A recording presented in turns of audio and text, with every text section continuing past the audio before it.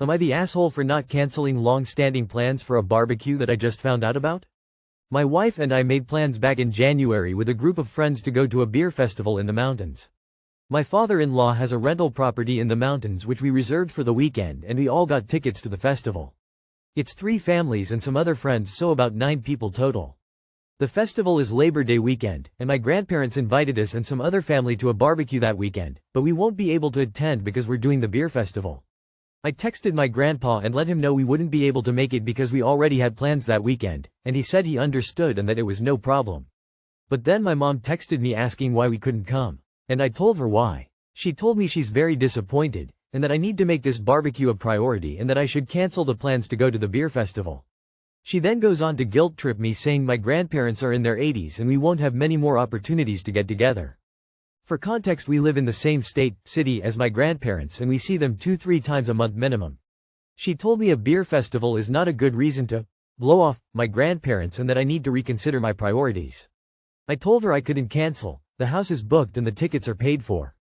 And I told her that if it was just our family and no friends going, that we'd forego the festival and come to the barbecue, but that I didn't think it was fair to our friends to cancel long-standing plans for a barbecue that we just found out about, not to mention telling them that they'd either have to eat the cost of the tickets, or find a different place to rent.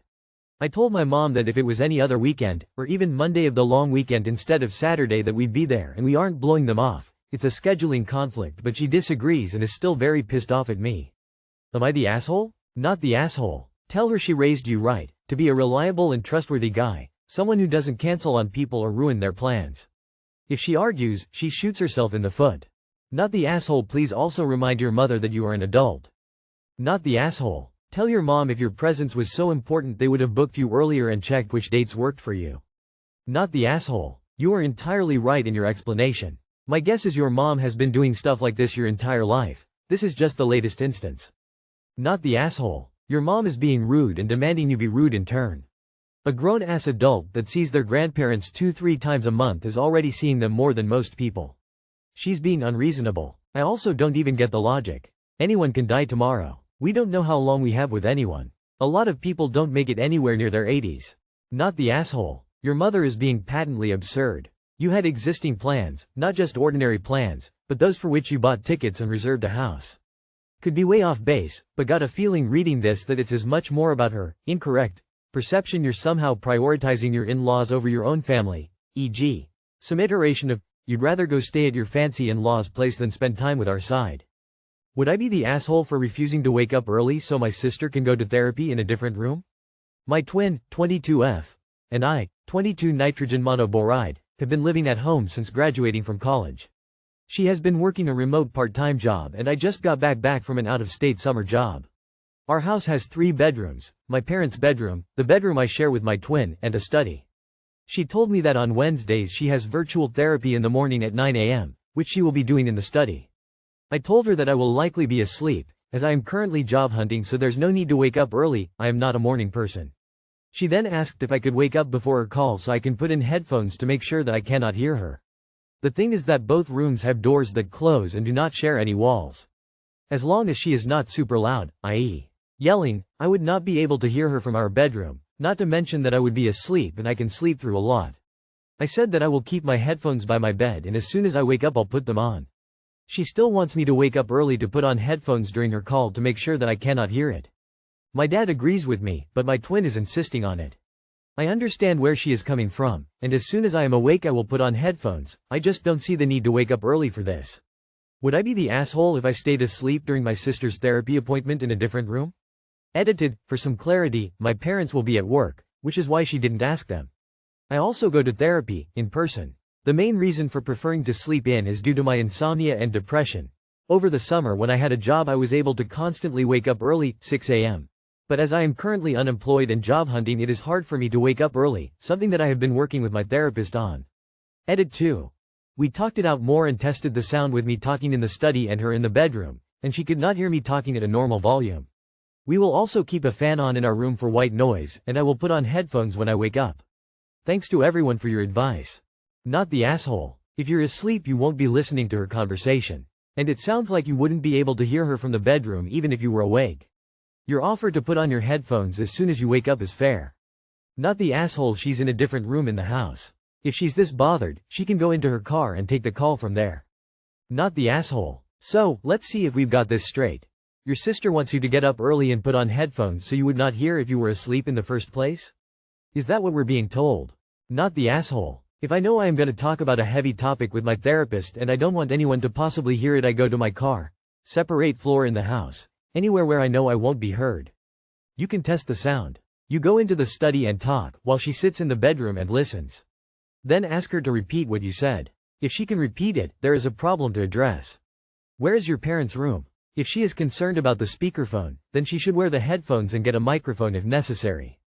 Honestly, it doesn't seem fair that you should be required to wake early, and possibly be unable to sleep on the remote chance you can hear something. Maybe she needs to get a white noise machine she can turn on when she leaves the room. There are a number of solutions she can implement that do not disturb you sleep. NTA. Tell her to buy a sound machine. There is one on Amazon for only $15 that works well. I've been using it when speaking with clients and no one can hear the conversation. Not the asshole, by the way. Am I the asshole for telling my cousin that no one likes her and that's why she doesn't have any friends? I, 26F, have a cousin, 28F. Growing up, she was my best friend, we did everything together. When I was 15, my family moved about 5 hours away, so we only saw each other a few times after that. By the time she turned 18, we had drifted a bit.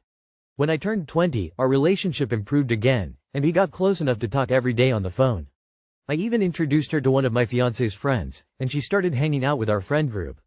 About 6 months ago, I got engaged. That's when things went downhill. She started badmouthing me to our mutual friends, saying I was using my fiancé for money and even calling me horrible names. From what I was told, she was stirring up drama, lying about me, and trying to turn people against me. Around that time, her boyfriend broke up with her, and she suddenly showed up blaming me for their breakup. She even messaged my fiancé telling him to leave me and be with her. Naturally, everyone in the group cut her off. Fast forward to last week, she called me crying, saying she had no one to talk to, that she was all alone, and that I was the only person who mattered to her. I wasn't sure what to do, but after talking with my mom, I decided to at least hear her out. Things seemed okay until yesterday. She told me something had happened with someone from the group, but she refused to tell me who. When I asked questions, she got really defensive and started yelling at me.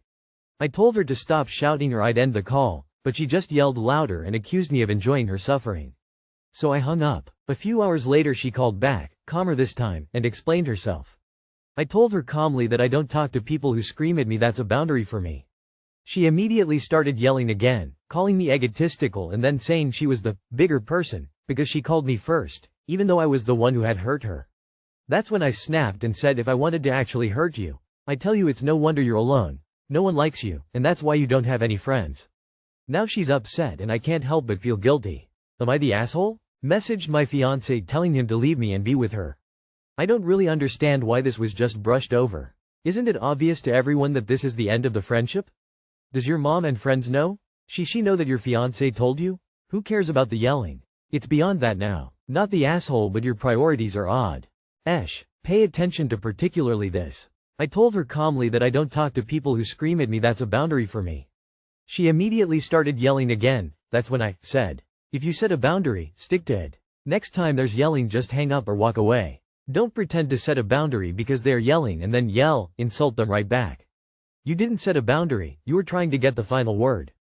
Not the asshole, you included her in your circle. She decided to shit on you behind your back to your friends, to go after your fiancé, and then had the audacity to expect you to be supportive of her, when it didn't turn out with you being excluded and dumped for her. Who needs enemies with family like this? What exactly are you supposed to be guilty about? Not having your friends rejecting you for her lies?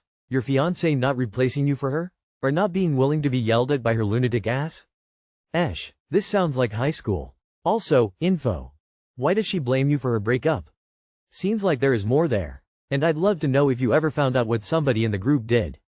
Not the asshole, people have their limits and the truth hurts. I wouldn't have even entertained the idea of listening to someone after they had gone out of their way to try and sabotage my relationships with others. Really, after the stunts she has pulled, you would be better off cutting her off. She is toxic. Clearly she has issues, but that is for her to resolve. Not the asshole. Am I the asshole for refusing to give my friend a ride after she kept treating me like her personal Uber? I have a car, most of my friends don't. At first I didn't mind giving rides because we all hang out and it's whatever. But one friend in particular started texting me constantly, even on days I wasn't going out. She'd ask me to drive her to the gym, to work, to see her boyfriend. She never offers gas money, never says thank you, just assumes I'll do it. Last weekend she texted me at 7 a.m. asking for a ride to the airport. I told her no, I was sleeping in and had plans later. She flipped out and said I'm selfish and that friends are supposed to be there when you need them. Now a couple of people in our group are saying I was petty for not just driving her because it was important. I feel like I was being used and finally set a boundary. Am I the asshole? Not the asshole. Ask those friends why they are so selfish they aren't paying her important Uber rides? If my wife asked for a ride to the airport at 7 a.m. with no notice, I tell her to get an Uber. A friend. Not happening. A friend would not treat you like a free taxi, and that is exactly what she is doing to you. She knew she had a flight out and waited till early morning on the day of her flight and expected you to drop your plans to cater to her and her plans. That is not friendship. Drop her. What the hell? No rides whatsoever, even if she pays for gas. It's your time, your effort and your rest that you are sacrificing. She is not a friend. Block her. Not the asshole. Your vehicle, your rules. Not the asshole. Now a couple of people in our group are saying I was petty for not just driving her because it was important. Well, they can put up some money for her Ubers. I mean, since they are so concerned.